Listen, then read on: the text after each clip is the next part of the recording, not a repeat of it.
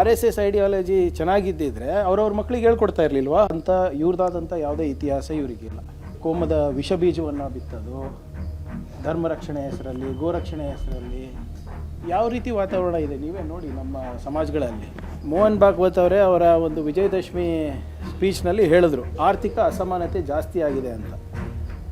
ಅಂದರೆ ಯಾರಿಂದ ಆಗಿರೋದು ಇದೆಲ್ಲ, ಹೇಗಾಯ್ತು ಇದೆಲ್ಲ? ಆಮೇಲೆ ಈ ಗೋರಕ್ಷಣೆ, RSS ತತ್ವ ಸಿದ್ಧಾಂತ ಎಲ್ಲ ಬಡವ್ರ ಮಕ್ಕಳಿಗೆ ಯಾಕೆ?